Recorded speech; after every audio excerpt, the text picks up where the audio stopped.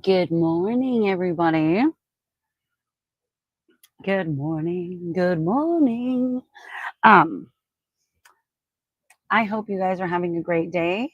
I went to a very amazing recovery Dharma meeting this morning. If any of you would like to attend that with me, if you're recovery people and would like to attend it, they support harm reduction recovery. They support abstinence based recovery. They support process addiction recovery, which is like phones, tablets, eating, gambling, anything, anything that us addictive alcoholic addicts can get our hands on and turn into something that's not very good for us, for sure. Anyway, great friggin' meeting. Great, great, great, great. One of the messages, um, a lot of some of the points rather in this particular one that I went to was just, recovery dharma is really based on, craving leads to suffering. It's part of it. But if you were to turn that around and suffering leads to craving was some point that was mentioned. And yeah, when I'm suffering, when I'm lonely, when I want to go do something, when I think I don't have enough of something, my body immediately wants to get out of the uncomfortability, to get out of it, to escape it. And now there are like tons of healthy ways to do that, like right, yoga, meditation, hiking, get a dog, get a plant, get a hobby. Um, there's a lot of other ways that you can positively affect that. Now, in my life, I have been told that I was too much, that I was over the top, that I triggered people. I can be very triggering because especially if you've been somebody who's been in an abusive relationship, because I have a lot of fast, quick, and loud movements, and that triggers people. Um, so, when I'm actively around those people, I do try to be mindful if I know about it. But if I don't know about it, then I can't do anything about it. And then also, that begs the question, like, well, how much do I let other people's past traumas affect how I react in the present day? And really, that shouldn't be very much. Like, to be mindful of somebody's struggles is different than to create a separate entity for yourself. You're a mask to, interact with the outside world. That is completely freaking different, to keep somebody in your heart and in your mind that, like, maybe they need this, or maybe they need a little extra oomph or whatever, or an extra love or whatever. There's nothing wrong with that. To bring you guys the question of the day. Question of the day. Question of the day. That seems so not fair. Okay. I put my faith in blank. I put my faith in blank. I'm gonna put that up on top. I'm gonna put it on the banner. I'm going to what do I put my faith in today? All right. And okay, add banner. Show. What do I put my faith in? I rewrote it a little bit to be more applicable for us, or for you, or for me, to be more applicable for me, really, because that's. But the question was, I put my faith in. Move face. I put my faith in move face. Excuse me, ma'am. Do you have a moment to talk about the good news of Rufus? Well, Rufus, do you have a moment to share? Oh, anyway, so yeah, great question, great topic.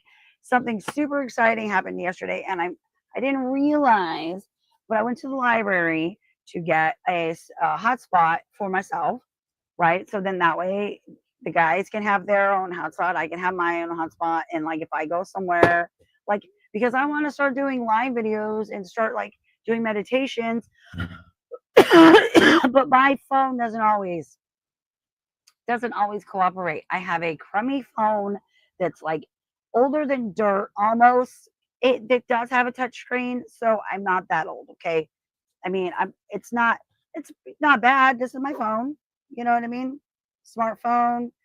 This case is coming apart, but I love it so much that I'm just like, no, I'm just being really careful with it. But everyday phone, it doesn't look that bad. I actually was able to finally install an update on it yesterday. So I've had been having the crappiest phone service forever. And finally, because I was able to get a hotspot that worked, because see, now I love our hotspot service. We have a hotspot service. We pay more than I would like for it, especially with it not supporting the 8 devices as it says it does. But again, my kiddo will have like 3 tablets on going all at the same time. And then my computer, and once my computer hits, it's done. My computer takes everything. It's like nobody has any bandwidth anymore. Like I take all the bandwidth. So I don't use my computer, but in the morning when everybody's asleep. So I'm really hoping that we have this program in Sonoma County where it's called the Sonoma Fi, and you go to the library and you rent it for 21 days. And a lot of times, um, like I've straight up went a whole year without internet and without having to pay for it. You know what I mean? Because of the luck of the draw. Or if you're willing to go to wherever the library, wherever it is, you just be like, okay, well, can you find me where one is? And then go on a road trip adventure. That I've gone on a lot of road trip adventures getting a Sonoma Fi. So if you're in Sonoma County and but if you're not going to be responsible with it, don't go and borrow the library's Sonoma Fi, because you won't ever get to borrow another one. Because if you lose it, they eventually, well, they will deactivate it. If you don't bring it back, they'll deactivate it, and then they will charge you $200. And if you don't pay it, you'll never be able to get one again. So, I mean, a really helpful tool, Sonoma County. I really think other libraries should be getting this and doing this, because there's a lot of families out there in the world that can't afford internet. But a lot of the practices and the schoolings these days are very much on the internet now. Like I homeschool my kid. Everything's on the internet. Like we're trying to get to this freaking we're trying to get him ABA therapy. And of course, Sonoma County is like basically, well, you're going to have to wait a year, and I have a service. It's on, they're ready, they're open. But no, Sonoma County is going to take so long getting him approved for these ABA services that by the time that we get approval, the company that I really want, and because they have centers where I can take him so he can go get some social stuff out, won't be available, because that's how they roll sometimes. It's very frustrating being a special needs parent in any county, really, in any county, because they don't want to give you anything. They don't want to give you more than you are requesting, right? So if you don't know of a service, they're not going to tell you about it. Because why? Because the more services they tell you about, the more their little budget that they maybe hold on to, the more the budget get saved for other things, and maybe they don't have to cut somebody that, I mean, it's all necessary. It's just uh so frustrating why something so important is tied so delicately to the government. Really, I feel like mental health services shouldn't even have, like, they should have their own stuff. their own very, very own budget that they can just spend and offer as many services as they freaking need to. Because that's what the parents really need in Sonoma County.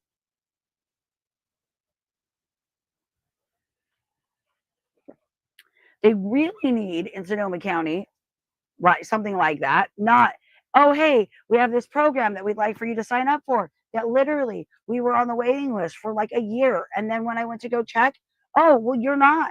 We don't even know who you are. You put out all this effort, go to all these freaking IEP meetings, only to be like, all right, I'm getting things accomplished, only to be like, no, no, you're not. You're not getting any. You're starting over from scratch again, is what you're doing. So frustrating. Okay, so, but I went to Sonoma County. I went to the library, got my hotspot. Also got this book. I got a few books. I got this book from they have my mom used to talk about this all the time, and I like when she was telling me about it, I wasn't paying attention. I was a kid. I'm like, what? Like the library is my favorite place because as a single mom, okay, as a single mom who's broken on welfare, a trip to the library can be just as exciting as a trip to the movie theater. You go, they pick out their own books, they pick out their own movies, and you guys have a movie night that's like if you have 3 kids, it's 3 movies deep, or like a movie weekend where each kid gets to pick a movie, and they get to pick one that's free, not in your pocketbook. So it's like great. And it's an outing. I don't know. I love the library. I really feel like I should be nerdier the much I love the library. I love the library so much. I feel like I should be nerdier.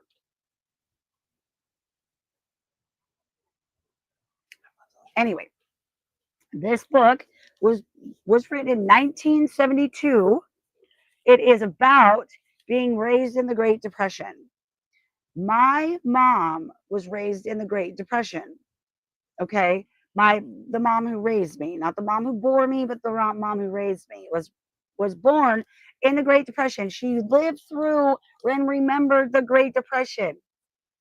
So I am super excited to read about this facet. Now, granted, this is this person's version of the Great Depression. I do not know, but the Great Depression sucked for everybody. It was the Great Depression. So I'm pretty certain I'll be able to I'll just be able to get a little insight that I didn't have before. A little knowledge of my mom and why she was the way she was, and how she got so neurotic, and how she got so closed mouth. I know a lot of the reasons why she did, because she suffered and sustained a lot of trauma that she did not heal through. She just pushed aside and moved forward because that's what you did. You didn't talk about it. You didn't talk about your feelings she was born in 1932. Great Depression's what, like, I don't know. Let me, hold on. Oh, we're going to get an accurate timeline because I am not a genius and I don't remember everything. So, what?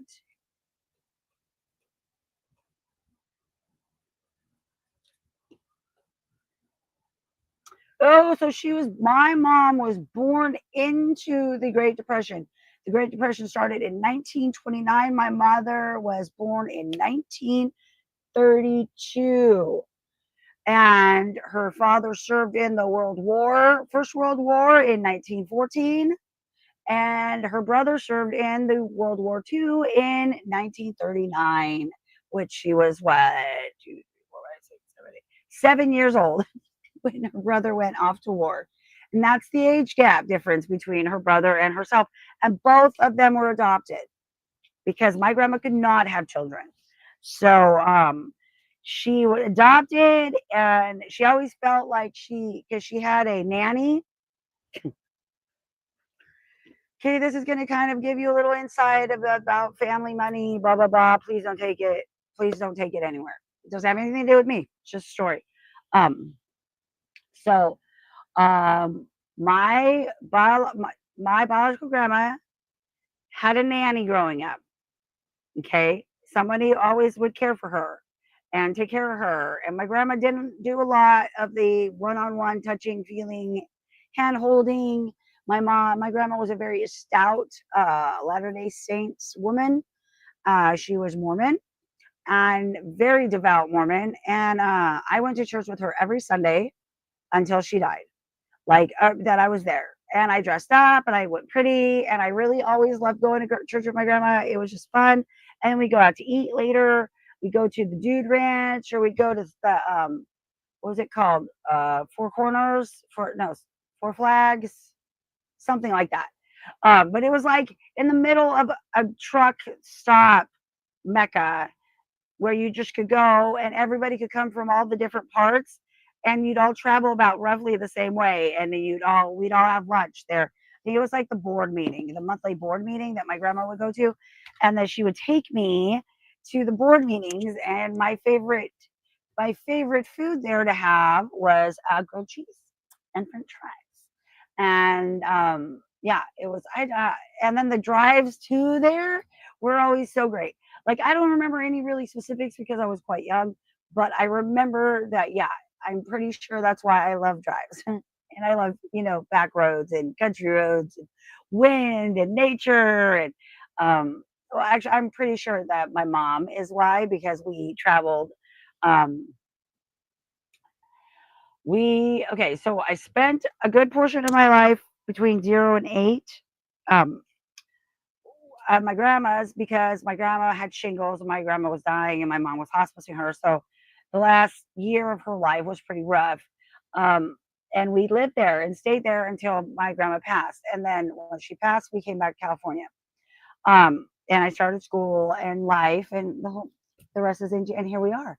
Um, yeah. Anyway, so super stoked about this book. It's called A Nickel's Worth of Skim Milk. So that's exciting. And then I also have this book that, um, and I'm not ashamed about it. Okay. It's like a book poetry. It's a poetry book that, um, yeah, I don't really know. I don't know. It reads kind of like a regular book too.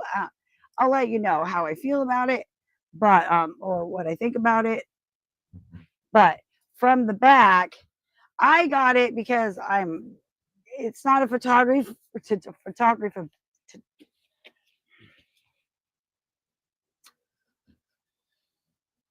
It's not a photography book, but it's called The Long Take, and it's good for kids, I guess. It's an easy read, and I'm a sucker for an easy read, because I don't want to get in here and think when I'm escaping into a book of some sort. I want to escape. I don't want to use my mind. Okay. Then I'm excited about it. Now I'm not even sure. I solely got this for the aesthetics, and when I picked it up, how I felt about it. It's called The Monk of Mocha. Okay, and it's written by Dave Eggers. I haven't read it. I don't know anything about it other than the title. Um, Says The Monk of Mecca is a true story. Oh, it's a true story. This is gonna be amazing. Okay, hold on. Can't see. Okay, true story of a young Yemeni American man raised in San Francisco who dreams of resurrecting the ancient art of Yemeni coffee, but finds himself trapped in Sana's by civil war. Mokhtar Alkanchali is 24 and working as a doorman when he becomes fascinated with the rich history of coffee and Yemen's central place in it. He leaves San Francisco and travels deep into his ancestral home to tour terraced farms high in the country's rugged mountains. When war engulfed the country and Saudi bombs rain down, Mukhtar has to find a way out of Yemen with only his hopes on his back. That sounds really good. Anyway, and then I also got And I bought these because I don't get from the library because my son ruins books.